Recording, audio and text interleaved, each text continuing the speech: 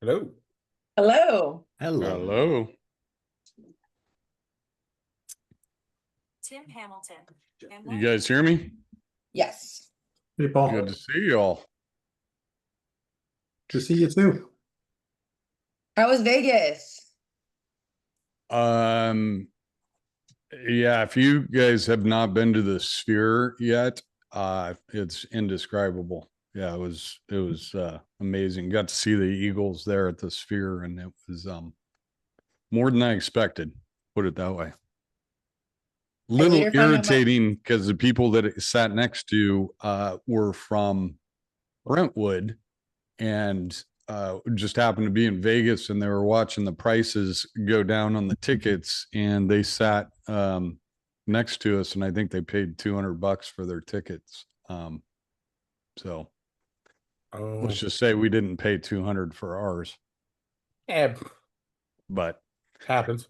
couldn't crap shoot that anyway. But it's great. As Don Henley explained, there's 164,000 speakers in that little bubble right there. Unreal. I later found out my mother-in-law was among you in that crowd, and she described it the same way. Oh, really? And she wants a family trip now to the Sphere. Oh, yeah. And if you don't know, they're showing Wizard of Oz in there.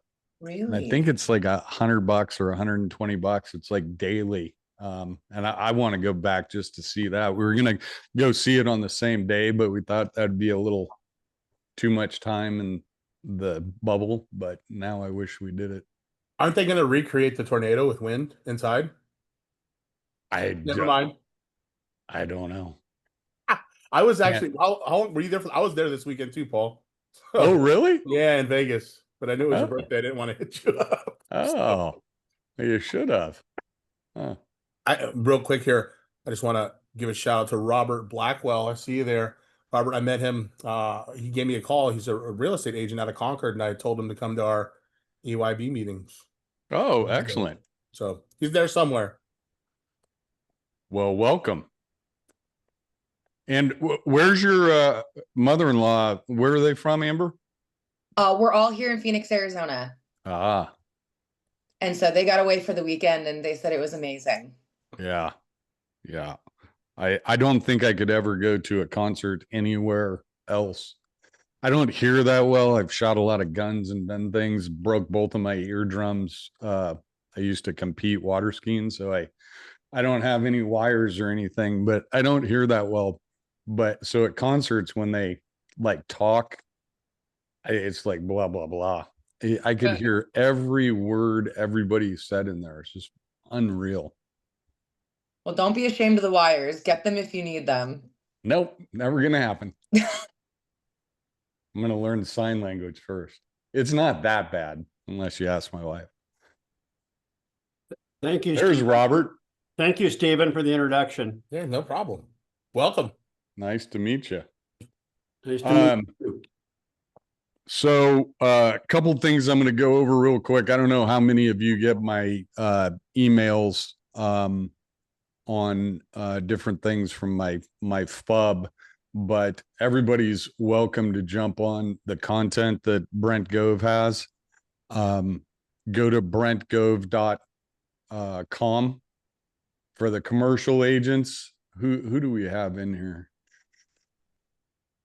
Is LJ not here? LJ is probably busy. It just amazes me how few people take advantage of that. We've got two groups of people, right? Residential agents and commercial agents. I take away pages of notes on every single one of these calls as I advocate for. If you sit there, especially if you're on our team and have the PDF logo, they're gonna notice you, they're gonna call you out, and the opportunities are just ridiculous. So I just do not understand why people don't show up to those. If they were more busy than they are with transactions, I would get it. But I know a lot of them could really use the content and the help, and they apparently are too busy, which goes to my whole saying that busy is a subjective state of mind. So brentgove.com, it's got the calendar on there. I think it's on our school calendar as well, all of his stuff, but take advantage of it. I got a couple things to go over. Actually, I'm going to go over 3, and then we can go over your questions and issues. A couple of these are going to just be reiterations of what we've gone over, but it's amazing how often this comes up. And I've got some videos on our school platform that touch on it as well. I'm going to take my notes over here.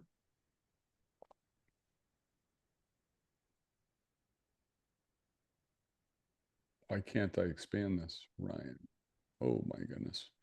Letting people in. Hey, Matt, I'm going to make you, if you're not already co-host, can you let people in so I don't have to Betcha. click the button? Appreciate you. Yep. Oh, that's the other one that I want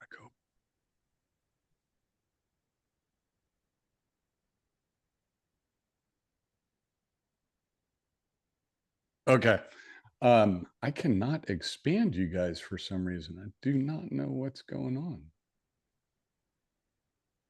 I want to see you all. Ah, there we go. Boom. Got it. Okay. Everyone.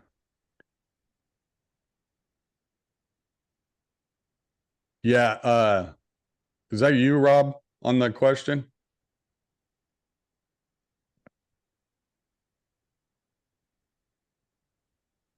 Oh, you're muted.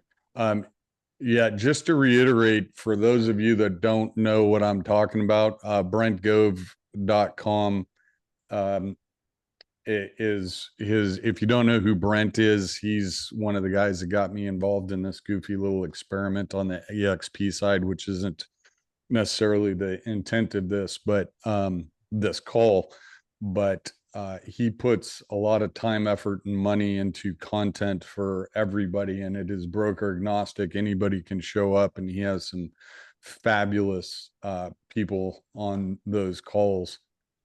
Yesterday, he had one, and this is where, if you're on the commercial side, you can leverage it. LJ shows up to every one of these things.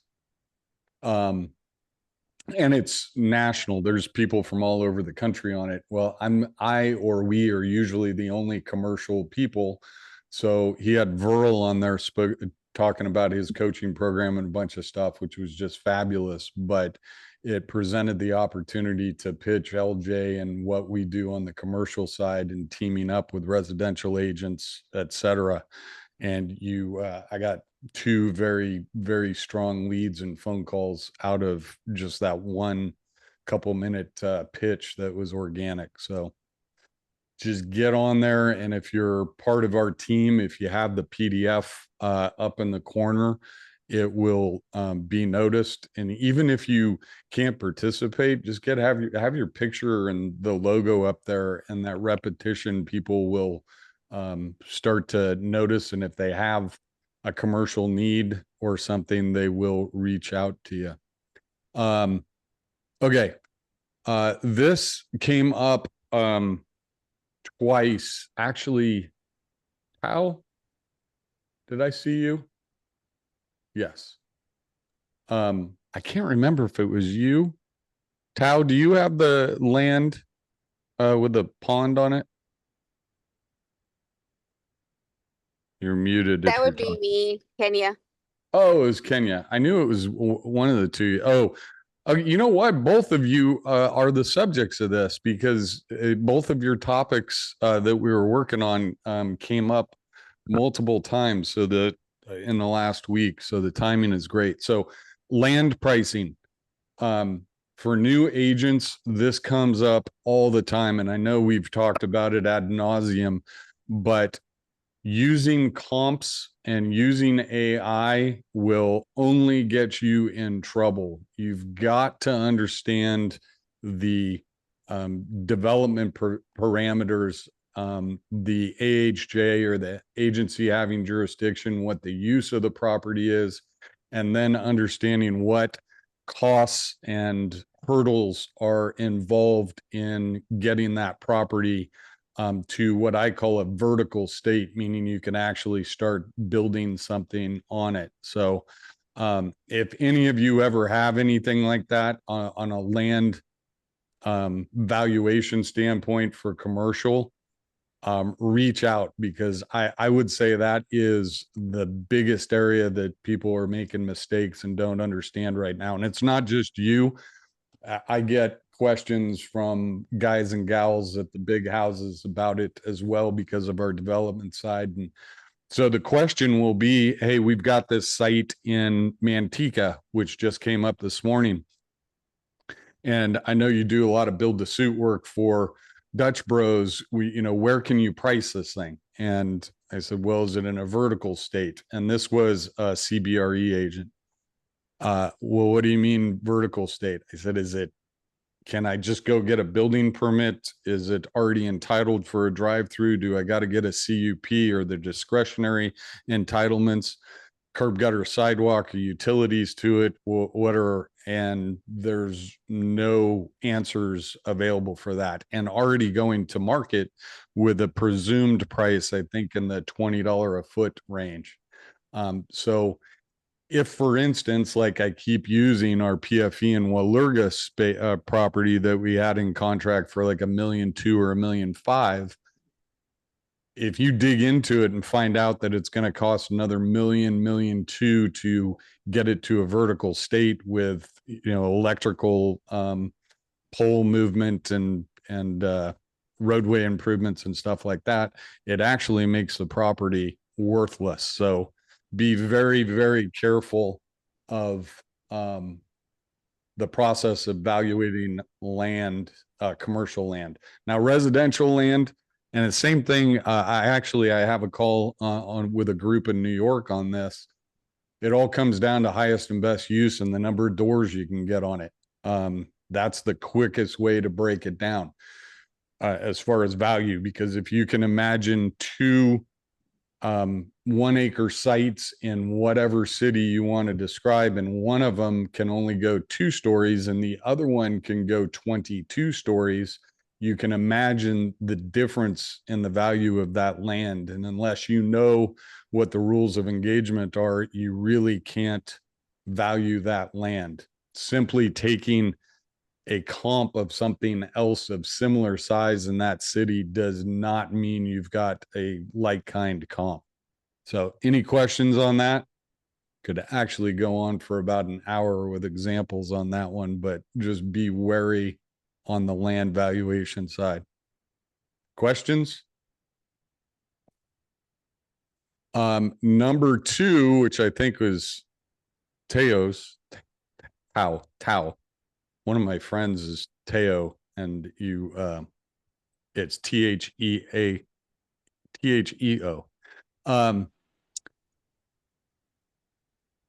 Tao has a retail deal. I forget what the use is, but it's immaterial. New construction. Boba and tea. Boba tea, that's right. New construction, and curious about the LOI and how the tenant improvement allowance works and just the structure of it. The vital thing to find out, especially on new construction, is what the delivery letter looks like.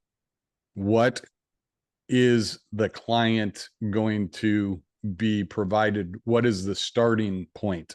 And unless you know that, you really can't negotiate anything, because it can go from a warm, and let me say this too, that people will toss around terms the same as with leases, double net, triple net, modified gross. They'll throw around names, and many of them have no idea what they're talking about. And there is no absolute definition for any of that stuff. It comes down to what is in the lease agreement. And the same applies when you hear shell condition.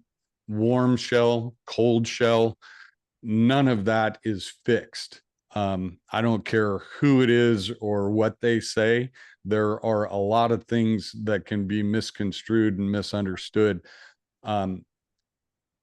Tao asked for a delivery letter from the agent. Was it CBRE, I think, Tao, that was representing on that one? No, not CBRE, but One of the big houses. yeah, yes, yeah. Yeah.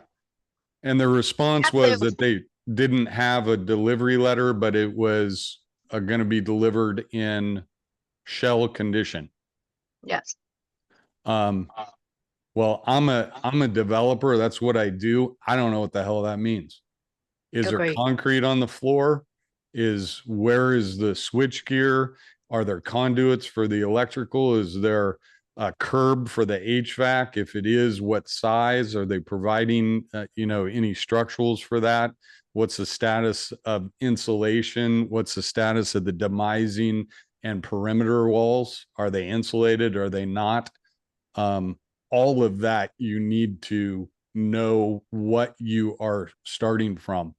I'll give you an example. We did a restaurant downtown that we actually own and operate in a redevelopment area by one of the sports arenas, and that was negotiated before I was intimately involved in it.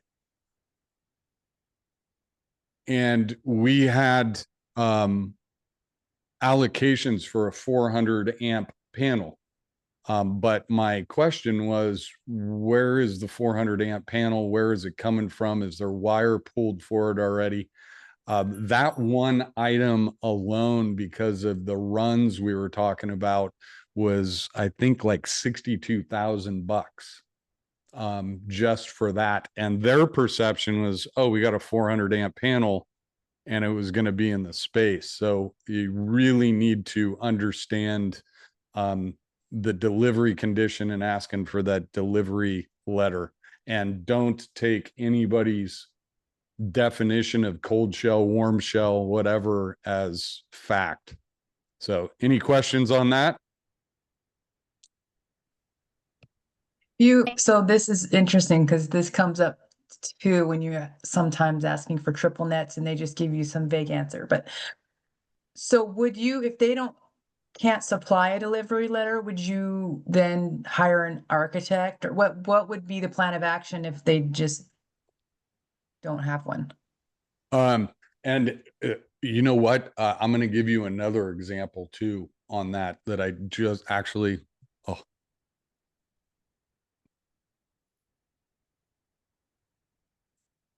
have to make that note or I'll forget. At some point, anybody that knows what they're doing is going to provide a delivery letter or a delivery condition in like the lease agreement. So if you're negotiating back and forth with an assumption in your head, like in our case with the restaurant, that there's a 400 amp panel in place, and then you get the lease agreement that says there's allocation for 400 amps and you are responsible for the conduit and wire run and placement from what's called the MPOE, or main point of entry, to the space. You don't know about it until then, and it just creates all sorts of problems. So you can't, to answer your question, Kimberly, you can't hire somebody that is going to tell you what the landlord is going to provide. They have that information, especially on new builds. For instance, is it just going to be gravel ready for concrete, or have they omitted like a area in the back for plumbing or something? Just that one piece alone, whether there's concrete on the floor or not, you're not going to know until you walk in there, until you read a letter or a description of what's being provided. So pushing for exactly what they are going to provide you with is imperative. Did that answer it? Kimberly? Can you hear me? Yeah, I couldn't, now I can. okay. Thank you. Yeah. Super, super important is, especially on new construction or change of use where something is being modified. And we've talked about the JVC plant that was converted to a bowling alley and gym before, that I've used as an example of this. But in with Tao's project, new construction retail, going to the AHJ, the agency having jurisdiction that is issuing the permits, and finding out exactly what is going to be required in order to pull a building permit. You can't just ask, what are the building permits for this? Because there are impact fees that may not be in the building permit category, but many times developers can delay those fees until occupancy. So if you sign a lease and it says that the lessee is responsible for all fees associated with occupying their use, or all fees, you may think that it's just building permit fees, but they could have shifted the DOT, Department of Transportation fees, or any number of them, depending on the jurisdiction, until the building permit is pulled. And that can sometimes be a jaw-dropping figure. In the case that I was referring to with the JVC plant, they took a JVC plant, they converted it to lifestyle uses, a bowling alley, a gym, one of those eternal wave things that you surf on. The bowling alley did not get their change of use fees, which were pushed by the developer to the end user, until they were ready for occupancy. And in that case, it was somewhere around $500,000 that they were responsible for. The gym, CalFit at the time, I think theirs was like $250,000. And then the wave guy got hit for like $60,000 or $70,000. And they had no idea. So you have to at least tell your clients that they need to evaluate that before they sign a lease. Especially change of use. Like if you go in and let's say you're taking over a State Farm office and somebody's putting in a Chinese restaurant, there could be a significant change of use fee. Some jurisdictions, like one that we work in, daycare, like child care centers, is the highest DOT fee structure of all uses in that jurisdiction. It is more and we are talking lots and lots of money in order to put a daycare or a child care facility in. What'd you have, Matt? Do those clauses usually slip through because it's on a proprietary lease, or do they sometimes put those in on an air form? Yeah, it can be anywhere. I mean, it's normal language that it's going to say that the lessee is going to be responsible for their permitting costs. It's just we live again in caveat emptor world, Yeah. and you got to know what the hell you're doing. So if they don't know the questions to ask, they can get just nailed. In the case that I was referring to, with the JVC, is that who made JVC? Yeah, they made the CDs and stuff. Is that the company, JVC? Anybody know what I'm talking about? Anyway, they clearly knew what they were doing. They didn't necessarily deceive anybody, but in my opinion, they absolutely made a conscious decision to push all of those change of use fees to occupancy and didn't objectively disclose what those fees. They just said, hey, you're responsible for all the fees. And it doesn't really matter how discreet that language is because of caveat emptor is what you're saying, right? Yeah, we don't have a disclosure Yeah. that says that in the commercial world. Any questions on that? Yeah, Robert with a question. Yes, sir. It occurs to me that providing this information may be outside scope of broker authority. How is that true? And then how do we fill that gap? Excellent question. And it comes down to how you present it. What I would suggest with like Tao's situation is she could go do the investigation, if in that case, figuring out what the permit fees are, with the caveat that this is what the city or county said, but you need to go verify yourself because it's subject to a wrong answer from whoever you talk to. The preferential route is to explain that exposure point and suggest that they get their architect or their contractor or their professionals to go meet with the city or county and get those answers themselves. And this also piggybacks on the type of use, which we've talked about as well, that I don't care what kind of use it is, there are ways to define yourself that can put you into a different category of zoning requirement, either omitting your ability to legally occupy or allowing you to. And where we see a lot of this is like in the gym area, CrossFit or gyms, that some might be like scheduled visits versus just an open gym, or it's training, and there's some word games that you can play with it, like with jiu-jitsu studios, for example, that are doing classes. Telling the client to go get those answers directly from the agency having jurisdiction is absolutely imperative, because you don't want to be responsible for the wrong answer somebody gave you. That help, Robert? Definitely. It sounds like we need to be armed with the full set of all the governing bodies, so we provide a complete list to our clients. Yep.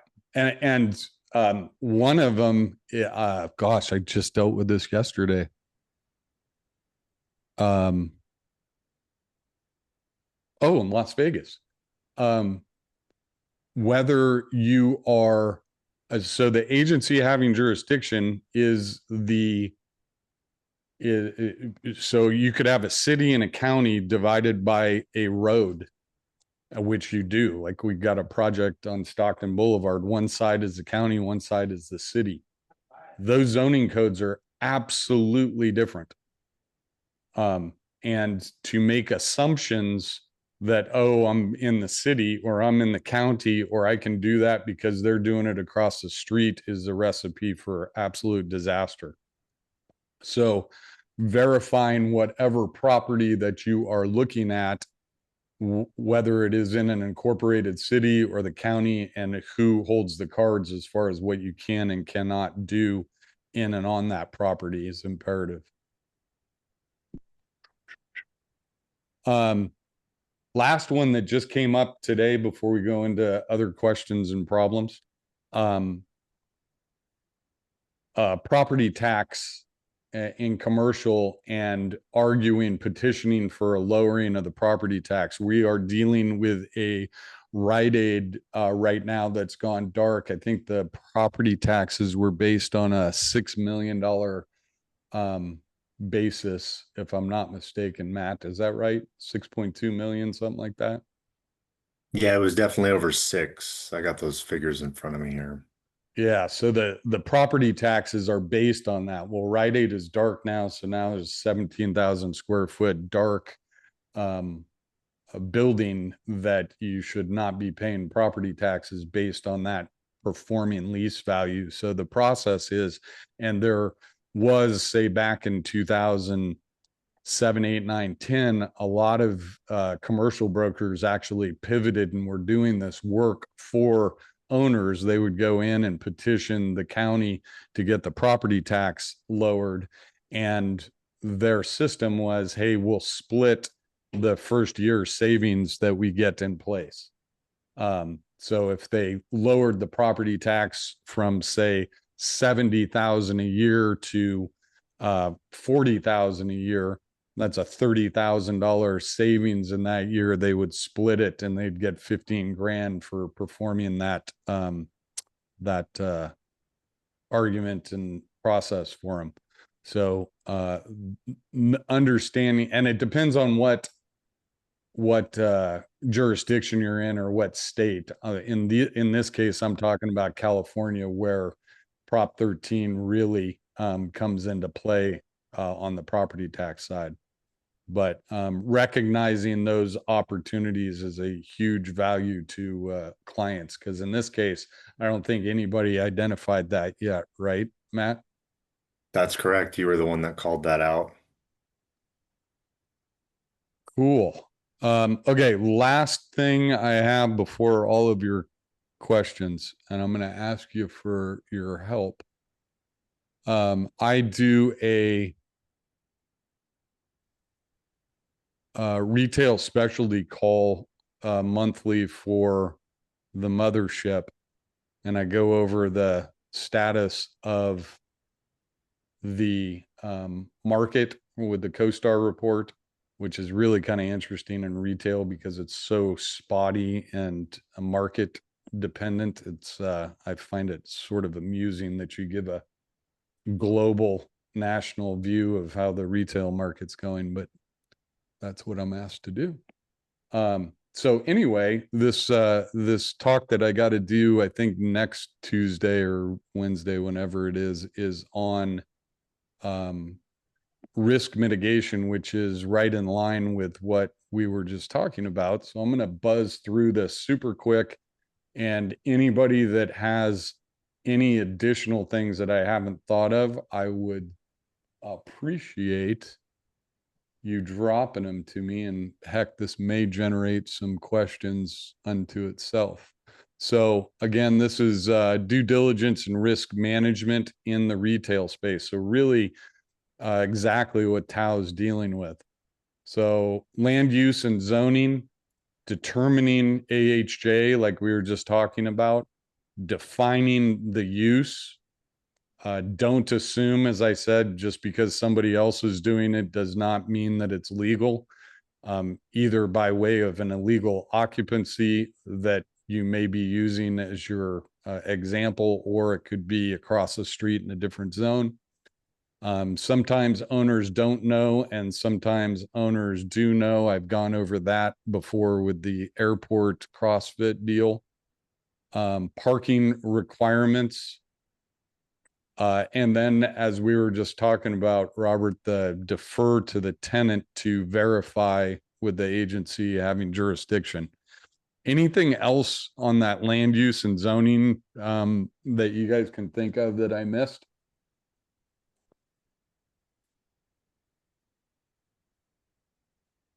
Okay, next, environmental phase 1, phase 2. I think we have it recorded for those of you that haven't or haven't been on our school platform. We bring in speakers every once in a while. We're trying to get on a more regimented schedule with that. But we had one of my environmental engineers came in and he went over phase 1, phase 2. I actually learned some very important things that I was not aware of in that space. So that recording, I believe, is on our school, and definitely worth watching it. But on the environmental side, phase 1, phase 2, anything else on that? I mean, that's really Somebody's gonna say something?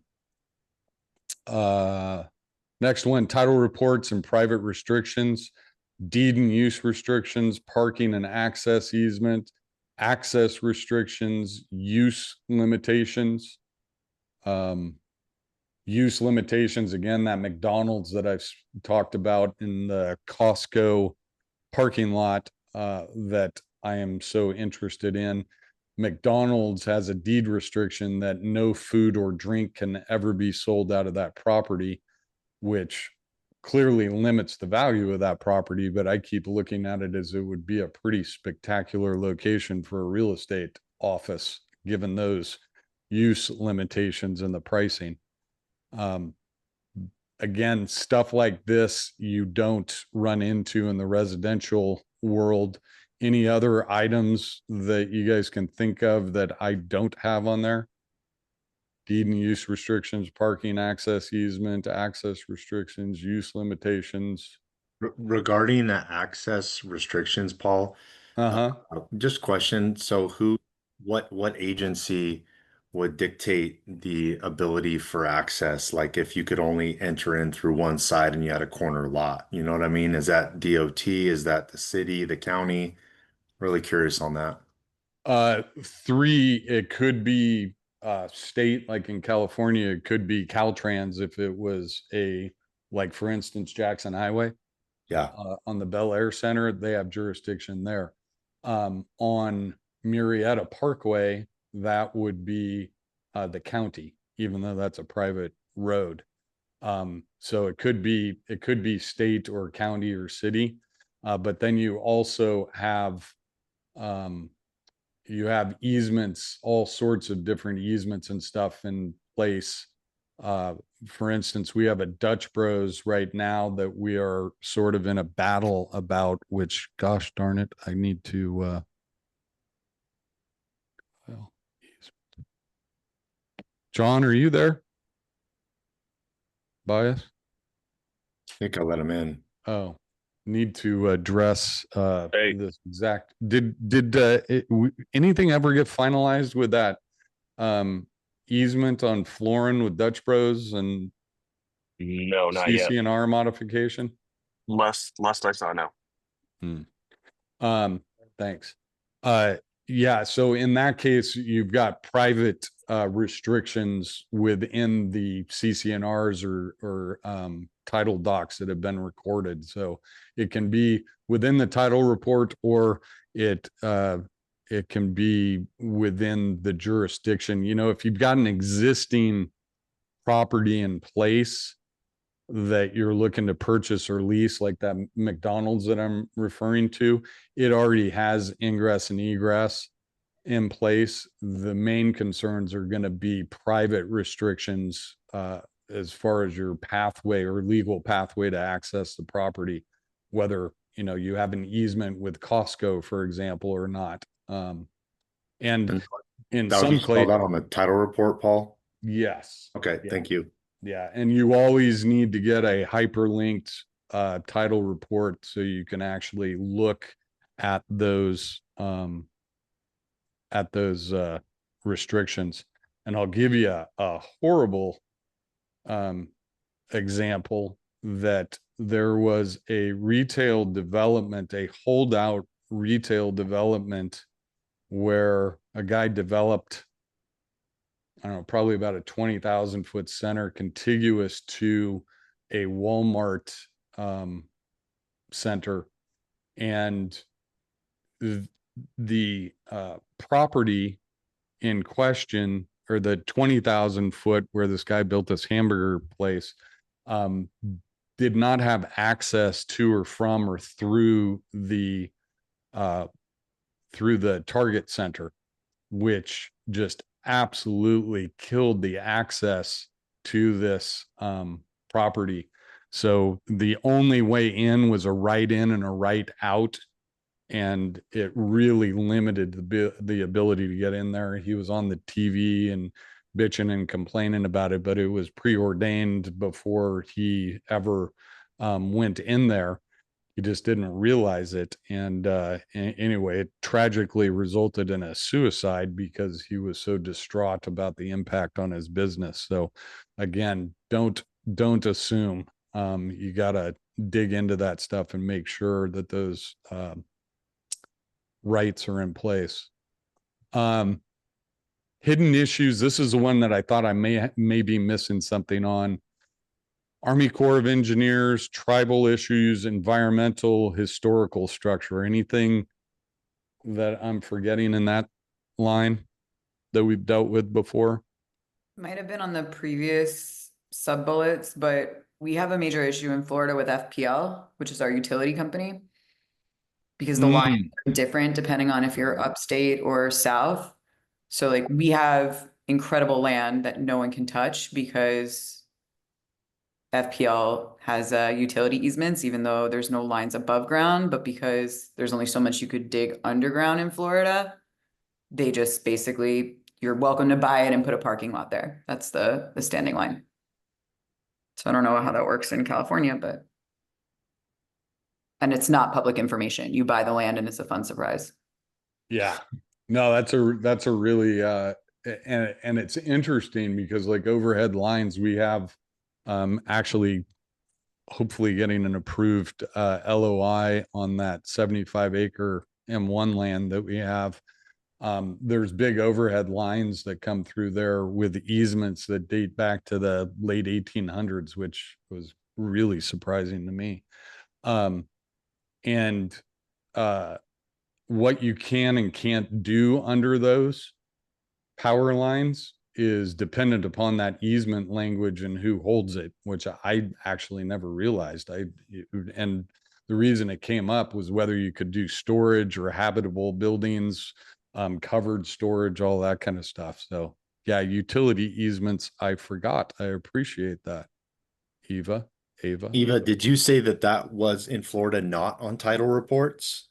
No. And I literally had an LOI out on something and it was a fun surprise. Oh my God. We caught it and it was fine, but it was just because we were trying to figure out like, this is such a sick piece of land. Why is this available?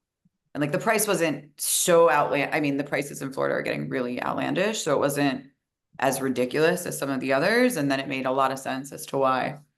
Because unless you're doing parking, which for a variety of reasons, it could potentially play, but that was a fun lesson. So what's FPL stand for? Florida Power and Light. And so you're saying that there's no easements for on record for them? There are sometimes, but depending on who owned the land previously, or if the land was a, oh my God, I always get confused with this. Not zoned for a specific city. What is that called? Like when it's in unincorporated, whatever. Unincorporated Not in the county? reports. So when it gets taken over from the county by the local jurisdiction, that's when like things fall through the cracks. And because a lot of the land that this is on was originally like Everglades land, where this specific area is an area called Sawgrass, which was like Everglades that they drained. Basically just someone didn't do the homework back in the 40s. And here we are. So how did in that case, how was it discovered that they had rights of some sort? It was previously used illegally as overflow parking for a car dealership. Then they realized that they could sell the land. They put it for sale publicly. Then they started to receive, interest, including from one of the buyers that we work with. And then this came out. But how did it come out? Doing an environmental report to figure out like the drainage and everything, they realized that there was actually pre-existing like FPL lines. Oh, physically existing? Yes. That there was no documentation on. Overhead? No, under. Because certain areas in Florida you go under, and certain areas in Florida you go over. That's why. In our state, there's different bylaws depending on where you are, if it's overhead or under. Right. Then in general, because it's the circus. Wow. Yeah. But that's okay. We move forward. Wow. That would suck. Huh. Interesting. That was discovered during your phase 1. Is that what I picked up? Yeah. It was that, and then we have another property, that same client, we put an LOI out, and there's Live Oak, which was also, you don't know until you get in there with the scientists, and then you have some fun. What was that one? Live Oak, Oh, yeah. which in some counties there, you know, you Oh. pay a fine, in other counties, like, that's it. That is well, Army Corps of Engineers, but that is trees. Yeah, there's protected tree species and sometimes animal species, especially here in California. Yeah.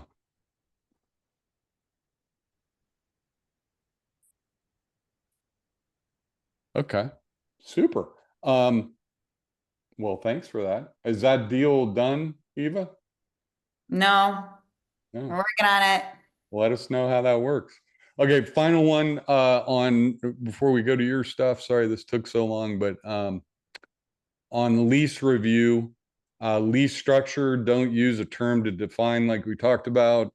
Terms of the lease define it. So again, just because somebody says it's a modified gross or a triple net does not mean that you guys are on the same page.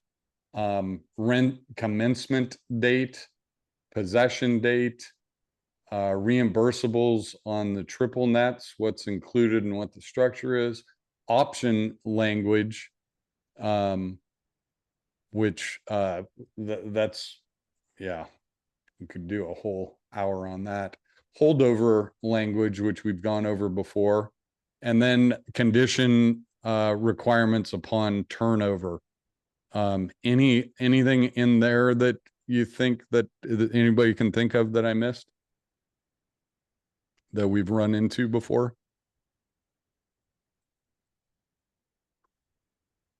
Good. Okay. I will save that. And with that said, what do you guys got? Real quick, Paul here. Matt, do you remember when we were talking about sort of all the new laws and such? We have this client that she doesn't speak any English, right? Or not a lot. And I think I remember somewhere the new law stating you have to get the contracts translated. Was that a thing? LJ? LJ is our resident. Oh, I don't. Ari, do you have an answer for that, or is that a new question? What happened? No, like there's this client that doesn't speak a ton of English, and I just want to make sure that we're compliant. And I thought, remember a few months ago when we were talking about the new laws that were coming into place, I thought when we were going over that, I read something that if there's a concern whether or not the client understands English that well, that you have to get the contracts translated over to the language that they understand. Oh yeah, that was in one of the new Right? either the Assembly bill or Senate bill where if it's a lease, if it's a tenant, you had to get it translated. What if it's a sale?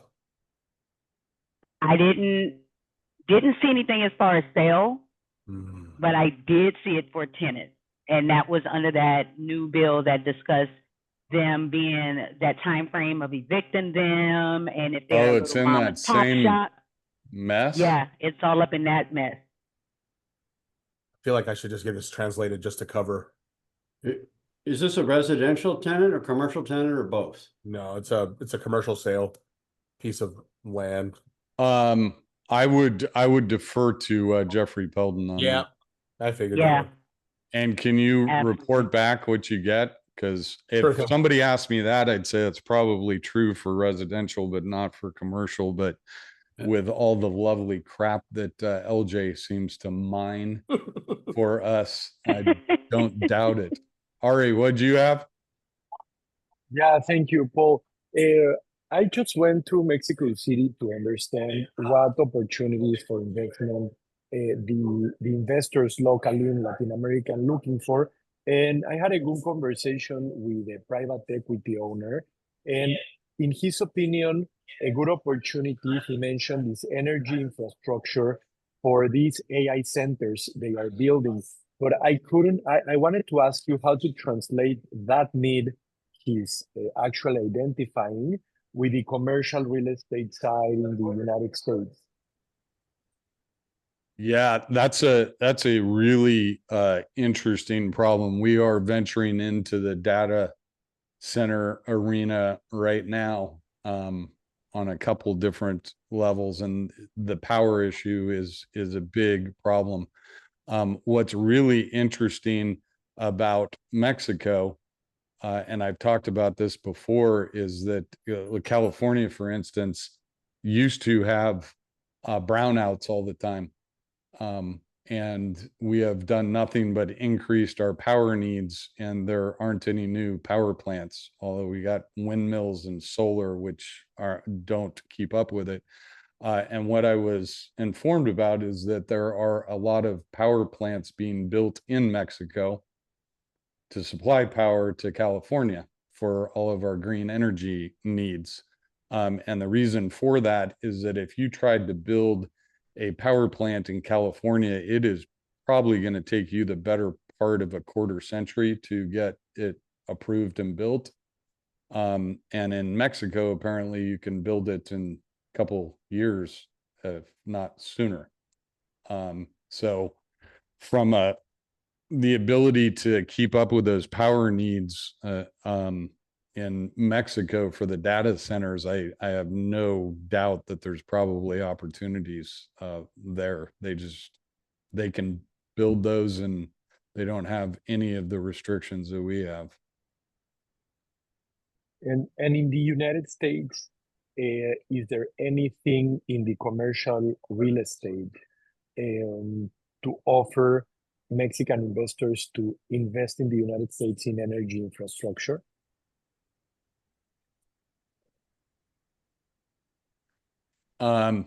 Not so you're talking about investment from Mexico City to the Yes. US for Correct. power plants. Correct. Not that I'm aware of. I mean, we're running into all sorts of, many of you have probably seen some of these small nuke deals and what Bill Gates is doing up north and everything.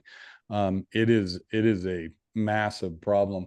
We are venturing into what's called decentralized data centers. So lots of little small ones instead of big, enormous ones, which have all sorts of different benefits to it. But I don't know about that international investment side of it. LJ might. She's our research analyst extraordinaire. Thank you so much. Yeah, absolutely. If you learn something, let me know. Hey guys, I have something for you since you brought me up. The residential agents, have you guys gone over the new fencing law that's going into effect December 1st, 2025, as far as residential being sold to entities trust via hard money loans or non-banking, non-financial? It has to be reported. I don't understand that. And if I don't, I'm imagining at least one other person doesn't here. Say that again. So FinCEN, basically for the residential agents, FinCEN, the financial, basically the government's financial crime. Got it. So to mitigate money laundering and money crimes via real estate, residential being sold using non-traditional banking options have to be reported. So hard money lending, seller carrybacks, it has to be reported. So you guys need to pull that up. Does that apply to commercial as well, or just residential? Not commercial yet, but you always know whenever they rain down on residential some kind of way on crimes, they're gonna some kind of way find us. So residential, it's only residential right now. Got it. Well, once again, you just are a ray of sunshine. I like it in your Cheerios. Yeah. And you know what? We're going to have an interesting case study for us to watch. We are potentially that Adelanto land, which many of you have heard about it. It was the hard money loan that had the appraisal that was, what was it, 26 million, 32 million? LJ? 33 million developed, 16 million raw. Yeah, and we have it listed at 1,000,006. 1.895. 1.895. And how many buyers do we have lined up? That would be 0. Which brings up what we are playing with, which is going to the auction system with 10X. Which I've never really been an advocate for. I did a lot of that work with the banks back in 2007, 8, 9 during that disaster, and was actually sitting in the control rooms and know how that stuff happens and works. What is interesting in this case is that we have land, because traditionally your problem is if you have a building or a distressed asset, there may be the ability to sell it with, unique financing or financing in general. Whereas in the auction environment, it's an all cash transaction. With land like the one that we have in Adelanto, it's going to be cash anyway, because nobody's going to lend unless it's a hard money lender like these poor people did. And even with that, land's very difficult to get underwritten. So we are potentially going to go through the 10X system on this one. And it will be a interesting process, because I haven't done it in, 15, 16, 17 years or so. So we shall see. Okay. Any other questions? I have a lease question. Yes, ma'am. I haven't done leases before. This is a new lease person. We're looking at a space and the owner is asking for a access fee. So they're going to get first month, last month, 2 months security deposit. And he also wants a non-refundable $50,000 access fee. That doesn't exist, right? Like, this isn't something that like I should know, because this is a common thing that happens. So what is the property? To be fair, it's right on the beach. It's on the boardwalk on the beach. And it's right across from like Margaritaville, which is one of the biggest hotels. Office, retail. Retail. But I don't know what to tell the And client. they want an access fee? That's what they're calling it. And I don't know. Is it refundable? No. It's not part of the deposit. They're also asking for a deposit. But like, basically, for the opportunity to lease the space, you're also going to pay $50,000. And what do you get to access? The space to lease it. I don't know the answer to that one. Sounds like a loan origination fee similarity. Yeah, I don't. Anybody? Tom is gone now. He might. Do you? Is it LOI form, or is that how they're market? What's your status? Like, the broker point blank told me, before you even waste your time to come look at this, you should know that it's first, last month, 2 month security deposit, and an access fee. And then I felt kind of silly, but I was like, wait, what is an access fee? And he made it sound like this is What did very he say? Oh, in this location, because this is prime real estate, Hollywood Beach, and it's right by the amphitheater, and this is very common. So I just said, okay, I'll have to ask my client. I honestly am not sure what that is, and left it at that. Where is it? Hollywood Beach, Florida, right across from Margaritaville on the boardwalk. It's literally a 500 square foot space. What? Like, yeah, 500 square feet.